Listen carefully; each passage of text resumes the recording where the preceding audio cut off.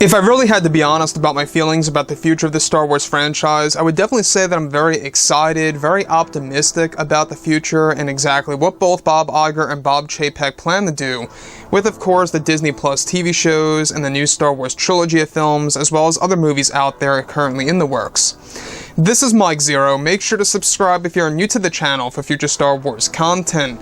Now, the one thing about Disney Star Wars is that we do know that they are now in a phase of damage control and desperation, and honestly, it's kind of okay in a sense because, well, they're really very much ambitious at this point. It's almost like that they've been pushed to the limit to the point where they're now only acting on making Star Wars better because of what they actually lost, because of all the failures that they have actually had to embrace with The Last Jedi and The Rise of Skywalker. Now, to some of you out there, you may very well view The Rise of Skywalker as a full-on successful film, and that's fine. In my opinion, I feel like the fact that it did not do as good at the box office in comparison to The Last Jedi's, it just kind of tells you a little sign there that there were far less repeat viewings of the film.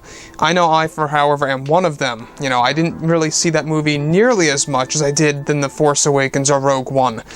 So, when we look at everything of what Bob Chapek and Iger are trying to do, what they're really trying to do is that they're trying to make Star Wars as big as the Marvel Cinematic Universe. And it's going to be a very interesting process. It really is going to be a very hard task to really complete. Can they really succeed in doing something so crazy to the point where Star Wars is going to meet Marvel, you know, pretty much tiers of success? That really does depend on the overall quality. Now, with that being said, what's really exciting all has to do with one specific project, where now that both Disney and Lucasfilm are finished with The Rise of Skywalker, they are fully focused on their new Star Wars trilogy of films, as well as the new Star Wars universe. Bob Iger and Bob Chapek are currently working together as a team in order to create a better future for the Star Wars franchise moving forward. Now, it's noted that one specific project that Disney is focused on is the resurrection of Star Wars Underworld, which was George Lucas's original live-action TV show that is now going to be developed under Disney, and that George Lucas is said to be involved. It's described that the series will mainly take place on the world of Coruscant after the events of Revenge of the Sith, and will dive into conspiracies about Palpatine and the Jedi that will offer the citizens' view of Order 66 and what they think really happened to the Jedi behind the scenes. So that honestly sounds like a very interesting take on Star Wars, the fact that they are going to give us a different perception of Order 66, the Jedi, of course, going up against Palpatine and more. The story is set to follow a group of characters that salvage Jedi lore, such as lightsabers and holocrons, that attract the Empire, hunting these new characters down within the underworld, not just on Coruscant, but also on other planets that will be introduced in a brand new system, dubbed as the Remnicor system for Star Wars. The series is set to be very dark, as a theme goes for Star Wars in a TV show for Disney Plus that they aim to drop on the streaming service sometime in the near future.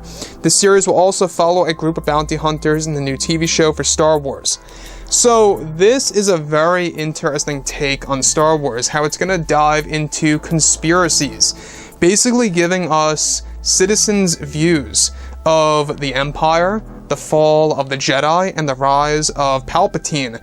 It's going to be very interesting to see exactly how it's really going to be pretty much done by Disney and Lucasfilm, and how it's going to be a very dark-themed Star Wars TV show, and how George Lucas is going to be involved.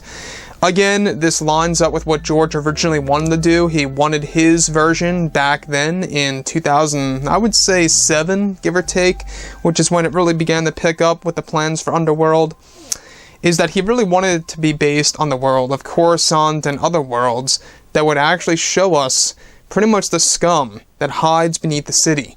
And it's going to be very interesting too, because now, in addition to that, they're showing us the citizens' view of the Empire and everything beyond, and how they're going to go over this group that's going to collect Jedi lore, and such as, holocrons, lightsabers, you name it. I think that this holds a lot of potential. I think that this could very well be as successful, if not more successful, than The Mandalorian, because It's going to serve as a direct sequel to Revenge of the Sith, showing us the events shortly after Order 66, except through a different part of the galaxy, a different perception, if you will, right? A different view, I must add, because when we look at everything of what happened between the Jedi and Palpatine, right, the fall of the Jedi, Order 66, we never really got to actually see what the actual people of Coruscant thought about what was happening. And that's going to be a very interesting thing to see what unravels in this new TV series that George Lucas is going to be a part of. Is it still going to be called Star Wars Underworld? That's my biggest question. I would definitely assume so, but it is going to be Star Wars Underworld at heart. It's the same exact TV show that George originally planned to do. So with that being said, guys, drop a comment below. Let me know what you think about all of this in the comments, and if you guys did enjoy the content for today, do make sure to drop a thumbs up on this video to support the channel. I thank you all so very much for the kind support, and I'll catch you guys next time.